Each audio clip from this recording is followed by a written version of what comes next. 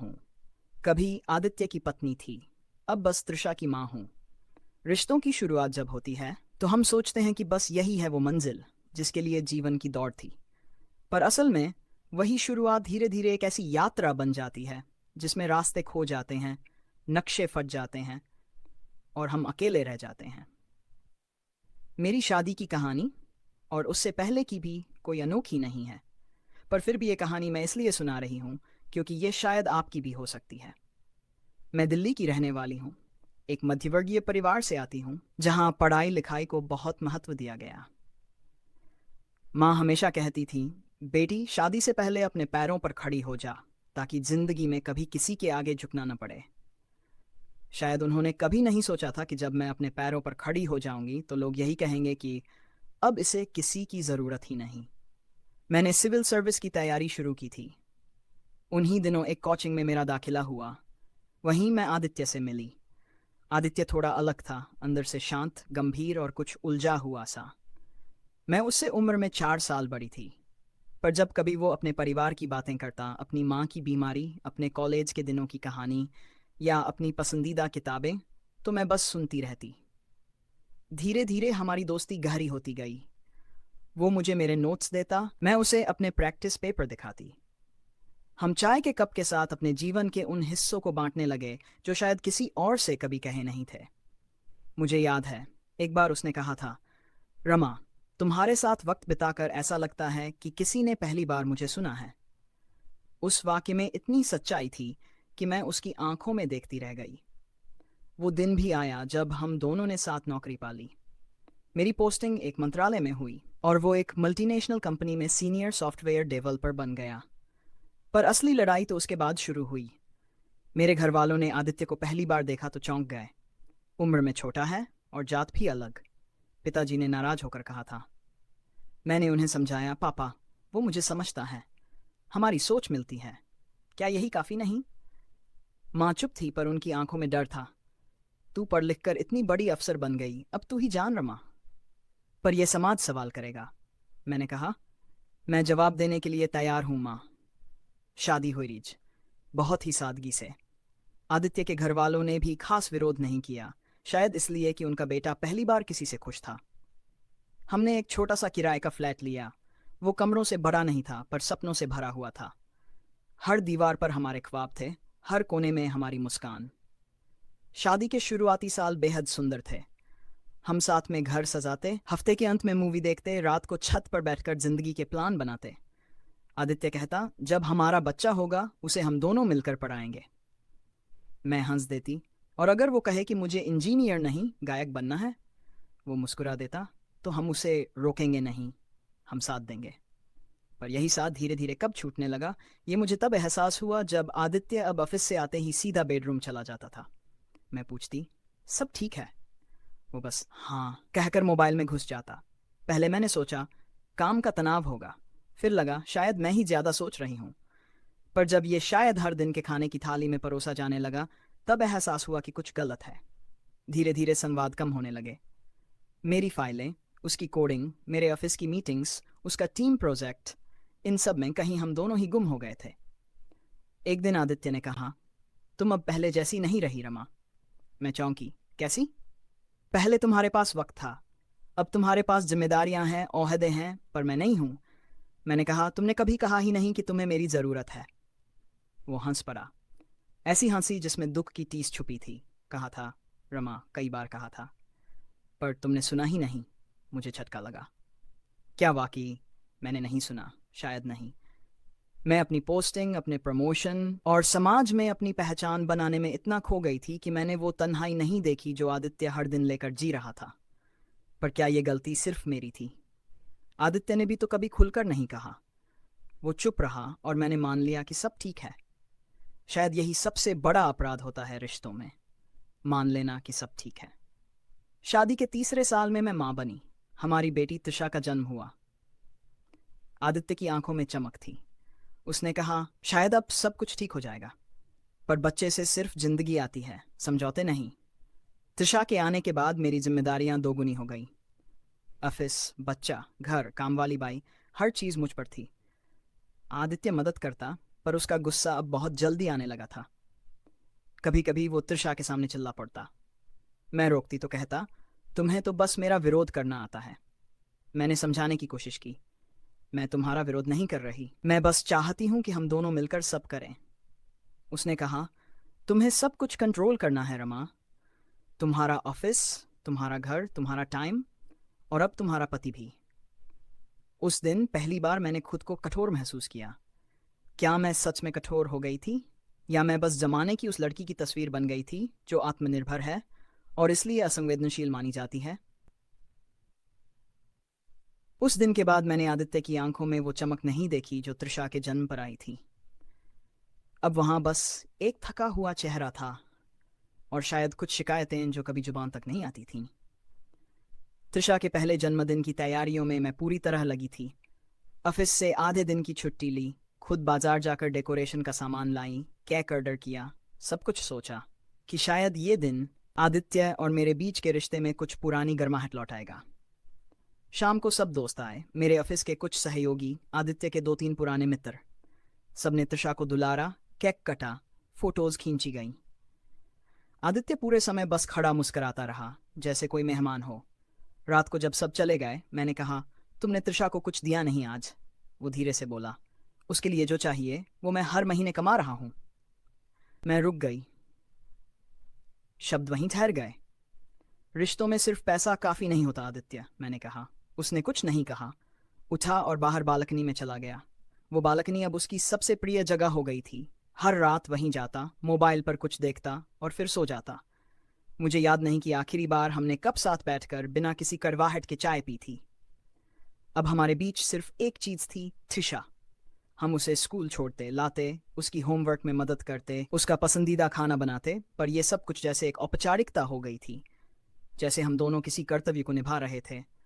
एक दिन मैंने कहा, आदित्य, क्या हम कुछ दिन कहीं घूमने चलें, पहाड़ों पर जैसे पहले जाया करते थे। उसने मुझे देखा और बोला, तुम्हें क्या लगता है एक ट्रिप से सब ठीक हो जाएगा? नहीं, मैंने कहा, पर शायद कुछ बात हो जाए, शायद हम खुलकर कुछ कह सकें। वो हंस पड़ा, अब हमें बात करने के लिए पहाड़ों की जरूरत है। मैं चुप हो गई। मैं जानती थी उसके मन में बहुत कुछ है जो उसने कभी कहा नहीं। शायद कहता भी तो मैं सुन नहीं पाती। अब जब हम दोनों के बीच संवाद की जगह सिर्फ काम बच गया था, तो झगड़े भी अजीब हो गए थे। कभी बर्तन देर से धोने पर बहस होती, कभी तृषा के स्कूल प्रोजेक्ट पर। कभी कभी तो बहस का कारण समझ ही नहीं आता, बस बात एक टकराव में बदल जाती। मुझे एक रात याद है, ऑफिस से लौटकर मैं थकी हारी सीधी किचन में गई। आदित्य तृषा को पढ़ा रहा था। मैंने आवाज़ दी, थोड़ी देर उसे टीवी देख लेने दो, बहुत हो गया पढ़ाई। उसने तेज़ आवाज़ में कहा, तुम्हें क्या फ़र्क पड़ता है, तुम तो सारा दिन बाहर रहती हो। मेरे हाथ रुक गए। मैं धीरे से बोली, ये बात मत कहो। मैं घर छोड़कर नहीं जाती, काम पर जाती हूँ, तुम्हारे लिए भी, तृषा के लिए भी। वो चुप हो गया और फिर कहा, तो फिर वही करो जो कर रही हो, मुझे सलाह मत दो। उस रात मैं बहुत रोई। तृषा सो गई थी। मैं उसके पास बैठकर बस सोचती रही, कहाँ चूक हो गई मुझसे। कभी कभी मुझे लगता, काश मैं पढ़ी लिखी न होती, काश मैं भी सिर्फ एक गृहिणी होती। तब शायद आदित्य को मेरे बाहर जाने, मेरे निर्णय लेने या मेरी स्वतंत्रता से इतना असहज न होता। पर क्या ये मेरी गलती थी कि मैंने खुद को आत्मनिर्भर बनाया, या उसकी कि उसने मेरी आत्मनिर्भरता को अपनी असफलता से जोड़ लिया? समाज भी ऐसे ही सोचता है। एक बार मैं अपने मायके गई थी। माँ ने धीरे से पूछा, सब ठीक तो है ना रमा? मैंने मुस्कुराते हुए कहा, हाँ माँ, सब ठीक है। पर वो माँ थी, वो समझ गई थी। कुछ देर बाद उसने कहा, बेटा तू बहुत समझदार है, पर कभी कभी औरत को चुप भी रहना पड़ता है, मर्द का मन बड़ा नाजुक होता है। मैंने कुछ नहीं कहा, पर अंदर ही अंदर मैं टूट गई थी। क्यों हमें ही हमेशा संभालना पड़ता है? क्यों एक शादी को टिकाए रखने की जिम्मेदारी सिर्फ स्त्री पर होती है? मेरे आसपास भी ऐसा ही था। दिव्या, मेरी ऑफिस की सहयोगी, जिसने शादी के बाद भी अपना करियर जारी रखा, अब अलग रह रही थी। उसका पति उससे कहता था, तू ऑफिस की बातें मत लाया कर घर में, मुझे लगता है तुम मेरी नहीं रही। कहीं ना कहीं सबकी कहानी एक जैसी ही थी। पुरुष असहज हो जाते हैं जब स्त्रियां आत्मनिर्भर होती हैं, और स्त्रियां थक जाती हैं जब उन्हें हर वक्त संभालना पड़ता है। रिश्ते अब एक रस्म बनते जा रहे थे, एक झूठा दिखावा जिसे हम सिर्फ इसलिए निभाते थे कि बच्चा छोटा है या समाज क्या कहेगा। पर क्या हम अपने बच्चों को एक झूठा परिवार देकर कुछ अच्छा कर रहे थे, या उन्हें भी यही सिखा रहे थे कि रिश्ते अब सिर्फ समझौते हैं। एक रात जब आदित्य बहुत देर तक मोबाइल पर व्यस्त था, मैंने कहा, आदित्य, क्या हम कुछ बात कर सकते हैं? उसने बिना देखे कहा, अब क्या रह गया है कहने को? मैंने बहुत हिम्मत से कहा, मैं डर रही हूँ, हम कहीं खोते जा रहे हैं। उसने फ़ोन रखा। पहली बार उसने मेरी आंखों में देखा। तुम्हें क्या लगता है मैं नहीं डरता? उसकी आवाज़ थरथरा रही थी। मैंने कहा, तो बोलो ना, बात तो करो। उसकी आंखें भर आईं और उसने धीरे से कहा, तुम्हें हर वक्त लगता है कि तुम्हारे पास जवाब है, पर मेरे पास सिर्फ सवाल है। मैं कमाता हूँ, घर लौटता हूँ और हर दिन तुम्हारे साए में छोटा होता जाता हूँ। मैंने उसका हाथ पकड़ना चाहा पर उसने हटा लिया। तुम बदल गई हो रमा। मैंने कहा, हाँ मैं बदल गई हूँ। जिम्मेदारियों ने बदला है, समय ने बदला है, पर क्या तुम नहीं बदले? उस रात हम पहली बार खुलकर रोए, लेकिन वो रोना भी हमें जोड़ नहीं पाया। वो बस एक स्वीकार था कि अब हम दो ऐसे लोग हैं जो एक ही घर में रहकर अलग अलग जीवन जी रहे हैं। रातें अब और लंबी हो गई थीं। नींद आती तो डर लगता, और ना आती तो सोचों का शोर पीछा करता। आदित्य अब घर कम ही रुकता था। अक्सर कहता, ऑफिस का प्रोजेक्ट है, देर हो जाएगी। कभी कभी तो आता ही नहीं। सुबह मोबाइल पर एक मैसेज होता, आज वहीं रुक गया। मैं समझती थी वो कहाँ होता है, और अब फर्क नहीं पड़ता था। फर्क पड़ता था उस छोटी बच्ची को जो हर सुबह पूछती थी, पापा कब आएंगे मम्मा? और मैं झूठ बोलती थी, आ जाएंगे बेटा, जल्दी सो जा। पर खुद रात भर नहीं सो पाती। एक रात जब त्रिशा गहरी नींद में थी और आदित्य का कोई अता पता नहीं था, मैंने बालकनी की रेलिंग पर जाकर बस यूं ही झांका। नीचे सब कुछ शांत था, पर मेरे भीतर जैसे कोई तूफान मच गया था। कभी कभी मर जाने का ख्याल भी बहुत सुकून देता है। ये बात मैंने किताबों में पढ़ी थी, अब उसे महसूस भी किया। रेलिंग पर हाथ रखा, फिर सोचा, क्या सच में मेरी जिंदगी की यही कीमत रह गई है? पर अगले ही पल त्रिशा का चेहरा सामने आ गया। उसका हंसता चेहरा, उसकी छोटी सी उंगली जो चलने के लिए मेरी उंगली पकड़ती थी। मैं पीछे हट गई। मैं मरने नहीं जा रही थी, मैं बस थक गई थी। थक गई थी हर दिन एक झूठी मुस्कान ओढ़ने से। थक गई थी अकेले रिश्ते को ढोने से। थक गई थी हर रात अकेले उठने और त्रिशा को सुलाने से। थक गई थी लोगों के सामने ये दिखाने से कि मैं मजबूत औरत हूँ। दूसरे दिन ऑफिस गई तो सब ठीक था। चेहरे पर वही मुस्कान, वही काम, वही जिम्मेदारी। सिर्फ भीतर का खालीपन और बड़ा हो गया था। दिव्या मिली, उसने मुझे देखा और धीरे से कहा, रमा तुम ठीक नहीं लग रही हो, कुछ हुआ है क्या? मैंने उसकी ओर देखा और कह दिया, हाँ शायद अब ठीक नहीं हूँ। दिव्या चुप रही, फिर उसने मेरा हाथ थाम लिया और कहा, कभी कभी बात कर लेना भी बड़ी राहत देता है। उस शाम ऑफिस से लौटते वक्त मैं पहली बार रोई। बाहर सरेरा, सड़क पर तेज ट्रैफिक था, पर मेरे भीतर बस खामोशी थी। जब घर पहुंची, त्रिशा टीवी देख रही थी। मैंने पूछा, पढ़ाई कर ली बेटा? उसने मुस्कुराकर कहा, हाँ मम्मा, पर एक बात पूछूं? क्या? पापा कब आएंगे? मैं कुछ कह नहीं सकी, बस उसे गले से लगा लिया। उस रात मैंने आदित्य को फ़ोन किया। क्या अब और कुछ बचा है हमारे बीच? मैंने पूछा। वो चुप रहा, फिर कहा, रमा हम सिर्फ त्रिशा के माँ बाप हैं, अब पति पत्नी नहीं। मैंने पूछा, तो फिर क्यों निभा रहे हैं ये सब? क्यों झूठा रिश्ता डो रहे हैं? उसका जवाब था, क्योंकि त्रिशा है। मैंने बहुत देर तक कुछ नहीं कहा। हाँ, त्रिशा थी, पर क्या एक बच्चा दो टूटे हुए लोगों के बीच पुल बन सकता है, या वो भी कहीं इस खाई में गिर जाता है? अब मोहल्ले में बातें होने लगी थीं। एक औरत जो अकेले बच्चे को स्कूल छोड़ने जाती है और फिर देर रात लौटती है, ज़रूर कुछ तो गड़बड़ है इनके बीच। माँ का फ़ोन आया, रमा हम क्या मुंह दिखाएंगे रिश्तेदारों को? मैंने पूछा, माँ मैं आपके लिए जिंदा रहूं या दुनिया के लिए मर जाऊं? पिताजी नाराज हुए। इतनी पढ़ाई, इतनी नौकरी, क्या यही सिखाया हमने? मैं चुप रही। अब चुप रहना ही जवाब था। कभी आदित्य रात में आता तो त्रिशा के पास लेटता, पर मुझसे बात नहीं करता। हमने अब अपने अपने कमरे बना लिए थे। घर अब एक मकान बन गया था, जिसमें एक माँ, एक पिता और एक बच्ची रहते थे, पर परिवार नहीं था। एक दिन ऑफिस से लौटते वक्त मुझे तेज चक्कर आया। अस्पताल में एडमिट होना पड़ा। बीपी गिर गया था। डॉक्टर ने कहा, आपको मानसिक तनाव बहुत है, आराम करें। पर आराम अब एक मजाक था। एक अकेली माँ जो नौकरी भी करती है और टूटे रिश्ते को भी ढोती है, उसके लिए कहाँ है आराम? रात को हॉस्पिटल में लेटी थी, मोबाइल में त्रिशा की तस्वीर देखी। उसके लिए जीना है, सिर्फ उसके लिए। मैंने उसी रात तय किया, अब और नहीं। अब मैं अपनी जिंदगी किसी और के गुस्से, चुप्पी या आत्मग्लानि के सहारे नहीं जीऊंगी। अगले दिन डिस्चार्ज के बाद मैंने आदित्य को सामने बैठाकर कहा, मैं अब और नहीं कर सकती ये नाटक। या तो हम दोनों साथ आकर एक काउंसलर से मिलें, या फिर अलग हो जाएं सम्मान के साथ। आदित्य ने मेरी आंखों में देखा, उसकी आंखें भी भीगी थीं। उसने कहा, मैं भी थक गया हूं रमा, बात करते हैं किसी प्रोफेशनल से, शायद कुछ समझ पाए, शायद देर न हो गई हो। मैं कमरे के कोने में बैठी थी, हाथ में वही चाय का प्याला जिसे आदित्य हर रविवार मुझे प्यार से पकड़ाया करता था, पर आज उसमें चाय कम और स्मृतियां ज्यादा थीं। तुम इतना परेशान क्यों रहती हो त्रिशा? ये सवाल उसने मुझसे 1000 बार किया था, और हर बार मैंने मुस्कुरा कर बात टाल दी थी। और आज जब बोलने का वक्त आया तो शायद बहुत देर हो चुकी थी। उस दिन आदित्य ने कुछ भी नहीं कहा था, बस अपना बैग उठाया और कमरे के बाहर चला गया। मैंने दरवाज़ा खोला पर नहीं बुलाया, क्योंकि मुझे पता था अगर मैंने रोका तो ये रिश्ता एक और बार खिंची और अब शायद टूटना बेहतर था। लेकिन टूटा क्या? एक रिश्ता, या हमारी सहनशीलता, या हमारा विश्वास उस 7 वचन पर जो अब बस शादी की एल्बम में मुस्कुराता था?